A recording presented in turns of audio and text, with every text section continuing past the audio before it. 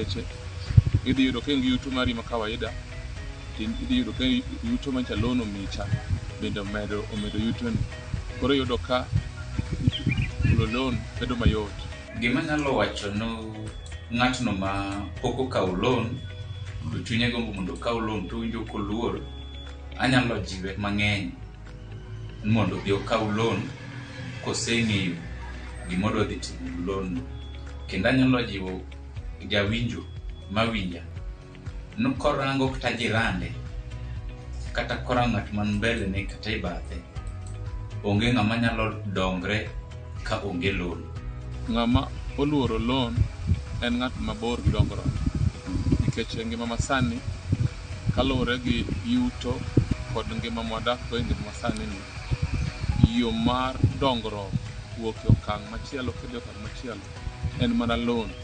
Omo nyalo kwayo ng'ano ma koro oluoro kawo loan ni dongruok bor kode. E kum loan, hata an gi loan mar pikipiki kendo idende ni mogo. Mogo no keto ji gi liet mar atari, ma kimede gariyo ni chak iketo moro ibagni kendo go inoma. Hata luoro kawo moro nikech mogo no roma. Asla Fund an jabiasara mar apiko kendo ago ngware. Kakawo kamano Asla Fund tachulo jowatu nikech an ga piko mar loan bende mar watu. Koro adhi achulogi, to sama chulogi kamano, koro ago ngware to achulo jo Asla Fund. Ago ngware to matin amiyo jo Asla Fund. Mogo ni kaka achule siling 350 pile ka pile. Oto bende achulo, chiemo bende achiemo, school fee bende achulo. Kamedo moko degi bara. Gima luoro ne kawo loan e bank gi sani, nikech loan mang'eny samoro nyalo gwaro ng'uti gi kamoro. Inyalo po ka samoro ikawo loan mang'eny ma samoro chako pay. An gi loan mar jo watu mar pikipiki, an gi loan mar Asla Fund pod adhi go mbele, an gi Fulisa bende pod adhi go mbele. Koro aneno ni kakawo loan e bank to gigi nyalo ewa. Koro miyo loan to mar bank to ber ahinya kendo chunya gombo mar dhiye. To mak mana ni kae ma misigo ni ewa go. Bank tok danga wuondu, bank no tok daka kawe loan. Kaluwore ni gik midwaro duto ng'eny to gigo be aonge go. Koro ok nyalre. Jok mado ni dhi chung'negi, mado ni dhi chung'ni e bank kuno dwaro mana pesa, ta aonge pesa no. Ndalo moko chien nakawo loan ne alwa medo go ohanda matin, wan gi accessories moko mag wan e duka ka wauso simu, to waloso simu, wauso laptops, waloso nyaka laptops gi gik mamoko ma itiyo go chargers mag simu. Koro ne wakawo loan mondo wa expand go biz ohanda ni. Koro in the process mar kawo loan ni, iyudo ni be otek. Jomoko kaka osiepe nyalo biro to kawo giri moro gowi to budho go. Koro gik moko matindo go ema ne diyowa. Sana an osediya to osenyo anda on the other hand bende. Asekawo loan mang'eny, asekawo loan e bank, asekawo loan mar pikipiki, kata sani ariembo apiko mar loan. Akawo loan gi jowatu. Asla Fund basekawo godo loan. Pok akawo loan nikech aluoro chulo loan bang' kawe nikech biashara nigi challenges mang'eny. Loan ni asedongora godo, loan osekonya mang'eny. Asekawo loan e Mshwari, asekawo loan ma nyiewo gi kama kot mek furnitures, asekawo loan kuonde mopogore opogore, kata Asla Fund chobiro nyicha kawo loan. Koro atemo ng'iso osiepega, loan en gima ikawo kata sani simo wuoyeni, nitie moro ma process mar county be biro ka en 100,000 moro. Ane process ma kayude tapani nitie biashara ma se expect kayude tadhi go kode. Koro loan kaka akawo loan e Mshwari, e Tala, Asla Fund be akawo, to gigi te achulo mona mos tu. Seche moko be gilemea, ma seche moko dei kala, lakini ka chule to loan limit emiduoko piny. Koro akwo osiepega gi jogo modak kuonde opogore. Dhano kaka loan, dhano wiruro loan. Nikech semikawo loan no to biro dong' gi in iwuon, to ibiro benefit mar loan. Loan nakawo asset loan e dwe higa mokalo dwe mar adek, loan mar pikipiki mondo ago godo boda. Asekawo loan mang'eny. Mokwongo nakawo loan e bank mar dongruok. Nanyiewo go apiko, aloso go gik moko dala kocha. nen mar dongruok nokonya kabisa. Koro loan achulo pile ka pile achulo 423 e weekend gimoro alusinga 3,000. Ndio sese moko to lemea matin but ang'ang'ana. Gima luoro wuon e loan en peyo ji. Pecho no kendo serious ajabu. Mano kende gima inya makaparo. Adwa kani mondo achul loan no mapiyo sana. To kata jomoko bende joma moko mabe kawo loan temuru uchul loan no nikech pecho no to gima serious. Obe kendo anda matin no kata ni mondo kethre ali mondo som kamoro. Loan gima buoga gi loan koso gima luoro gi loan en chulo. Kokichulo en ga process moro manyatuoni loan no kidwaro mbele. Gima luoro samoro jogi ywayo ga ji. Gima luoro ni samoro ka chiegni tieko iywayo mana gima luoro ahinya mokadwa mondo timrena. Konya sa konya mondo atiek chulo loan maber. Advice manyalo miyo raia oko kanyo ni kaponi idwa kawo loan, ikawo loan moromre gi kari, gi lweti, gi tiji, kikawo mohewi, to be kikawo mathis ahinya, midhi muonyo piyo ma koro gacho ni bende kokonya, koro iwe chule, kanyo ma koro iluongo ni kod defaulters. Anya advice ni loan ber, ka ng'ato kawo loan, ikawo loan mar dongruok, ok ni mar chamo go raha. Ikawo loan ni omi bed ma gi dongruok. Gima anyalo ng'iso jopiny ni kik uluor kawo loan ma ji dongore godo oko kasani. Ok dikun pesa minyal. Ka kawa loan to Nyasaye biro konyi mitiek chulo maber. Eka inyalo dongo e piny masani.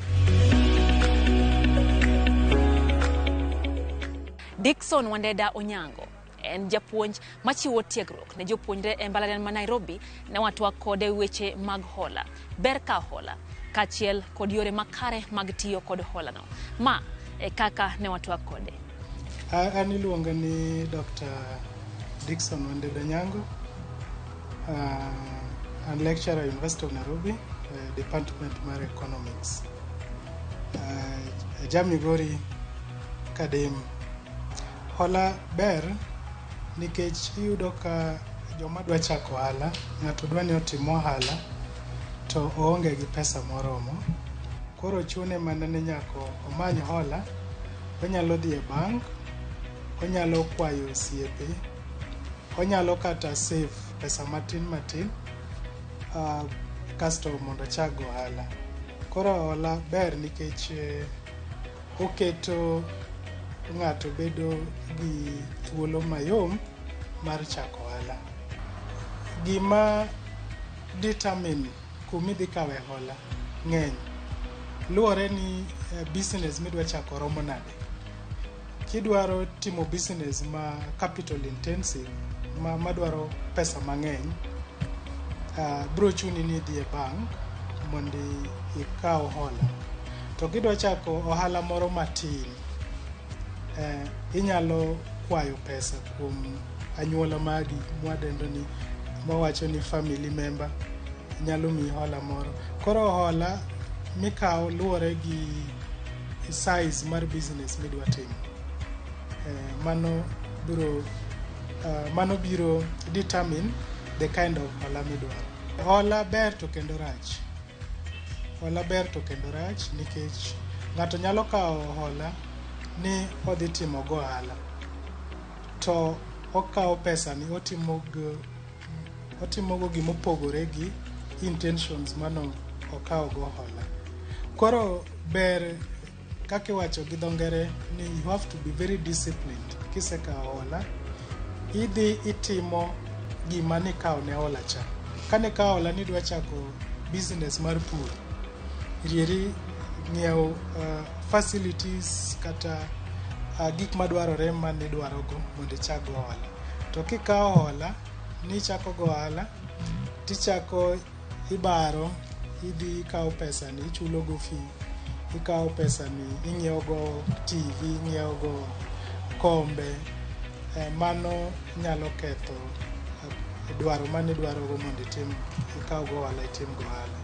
Fear ni, luoro ni bedo nikech ng'ato dwa chako ohala to pok otimo research maber mong'e ni ohande ni bro golo pesa di, to pesa mogolo ni be nyalo biro chulo ohala mokawe bank ni.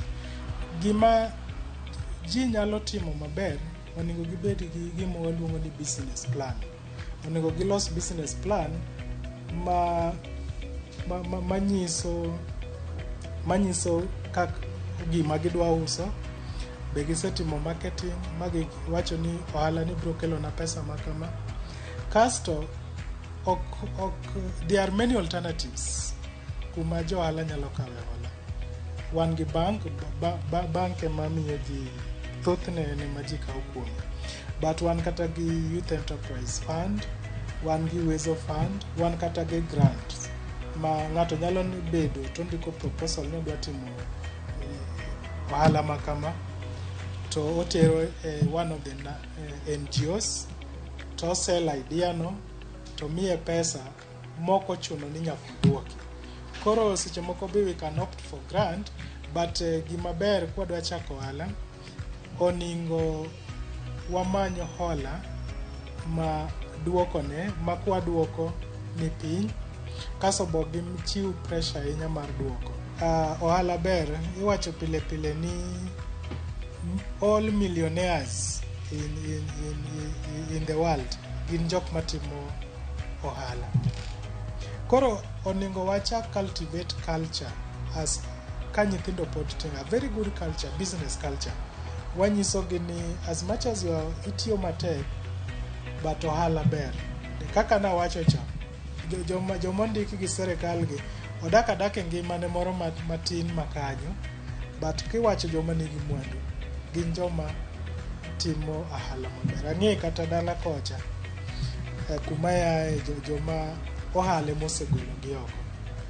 Koro an anyakwayo nagi ni wakaw wach mar ohala matek, wabed disciplined, wakikwaluor kawo hola, wakaw hola kwang'e ni hola ni wadhi timo gang'o. Kikaw hola ti divert itere gima chielo.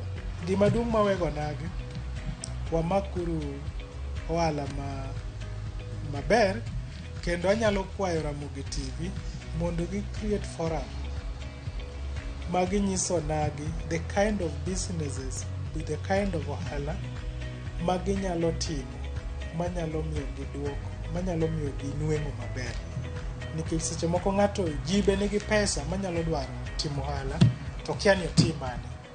Koro I think mano an information gap ma jo Ramogi nyalo create a forum magi educate gi enlighten ji ni we timo ohala ni, sani onge pesa. We nyiew apiko, mano sani onge gi pesa. Timo ohala ni, mano nigi pesa. Manage kama. Koro apani mano ber ka onagi nyalo kawo wach mar ohala maber, nikech tich onge. Sani tich thin, serikal sani ok bo ndik ji maber. Koro ohala ne manyalo konyo ji. En geno mara nyakoro mga juang ni koro intiere kod ng'eyo makare kotenore kod wechego mag hola kendo kaka onyalo konyi. Wadhi yo matin, to kata kamano kwa duogo pod wantiere kod mathoth. Korewo koda ka ohala mar juma kaachiel kod be chiemo kod alode e chirni opogore ma pacho ka. Kik idhi mabor.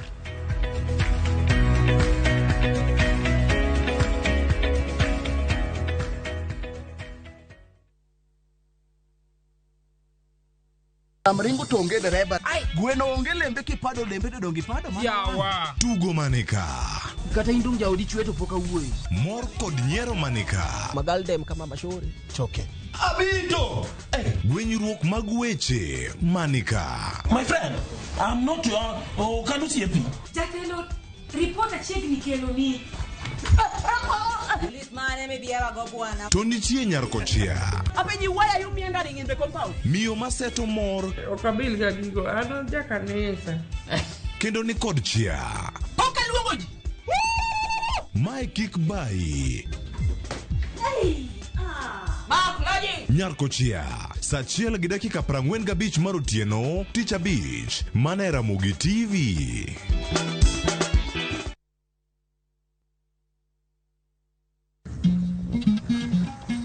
Oganda en kitgi. Joluo bende wan gi kitwa. Wakelo ni luo kitwa gi timbewa. E chenro mar 111. Ngeso ka ngeso, saa 1:45 mar otieno, gi Rabala Kwasi Owad gi Rajabu.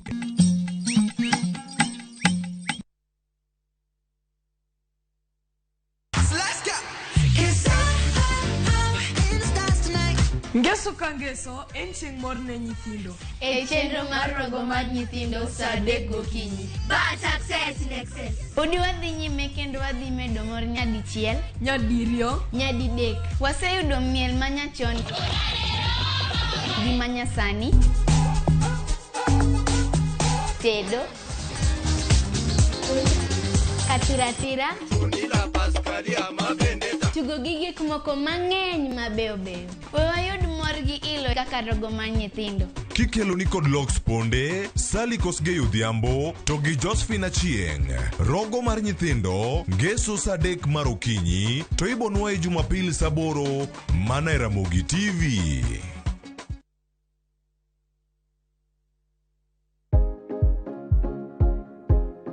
Yuo yie wich mang'ich mos ka itang' ni mar yie wich makamago gin mayom yom kendo nyalo chote yo mayot.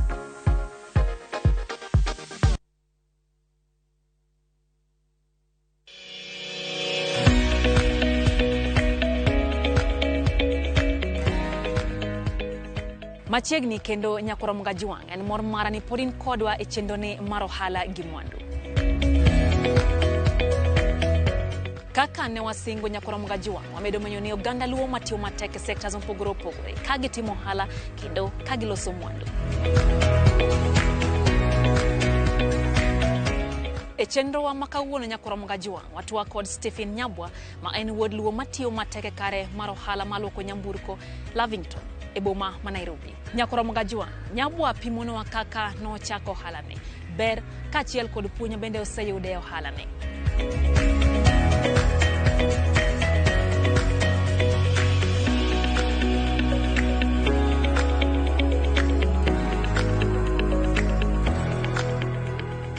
Nyinga Stephen Nyabwa, atimo ohala ma car wash gi car detailing, ka wakiko gi upholstery, kuocho, waluoko gari maler ma pokine ni yud. Gima nomiyo wachako ohala ni e Lavington ndalo mane wachako 2016. Koro one of the reasons mane wadonje ni ne wadwaro ni wa raise standard kabisa. Mondo jonge ni luoko gari ok en tich marach. En tich maler ma ng'ato nya timo, na kendo kitimo inya daka ngima maler maber ka ng'ama tetete e office.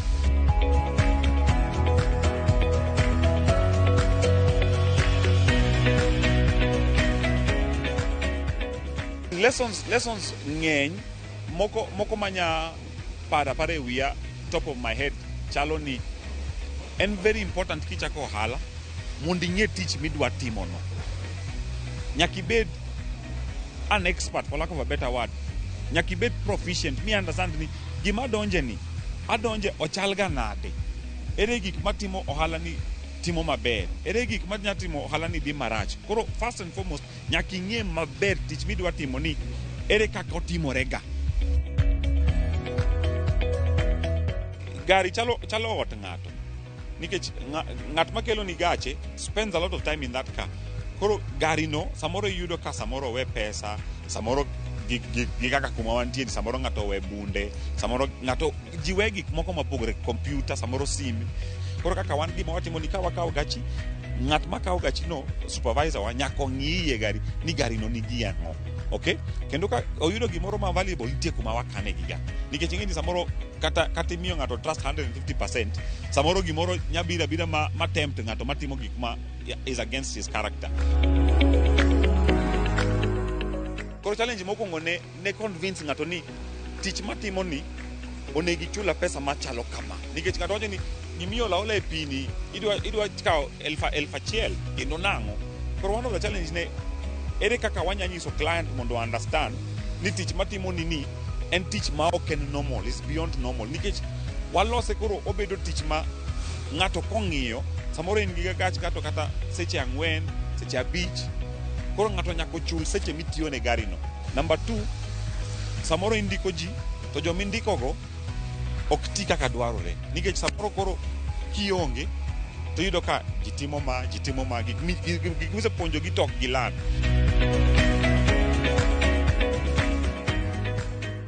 Nyaka wan onagi wachak timo gimoro manyakelo newa pesa. Ineno kaka gik kaka pur, kaka agriculture, mago gik ma are very important monego watim. But nikech wang'iyo ni tije moko ok wanya timo nikech tinde koro wasomo. Koro isiko ka ng'ane ko luonga tich to kanya timo tijno nikech tijno en tich ma joma nokosomo an nasomo. Opportunities manitie ma ji manya timo ohala miger jogi nitie everywhere. Ng'iya gimoro amora mantie gi lote kata siling 2,000 kata siling 3,000. Samoro pi mimodho, pi ma watuomo e aorano. Samoro en pi maler ma ka ng'ato nya para joni wena pi ni nya kata kite kamoro e bottle ausega. Gimoro amora minya yudo mantie ok ni nyaka rit ng'ane ne koso ng'ane ne mondo konya manya gimoro amora minya tima gi lweti tema na itim nyathiwa nikech gino nya konyi mondo iger jogi.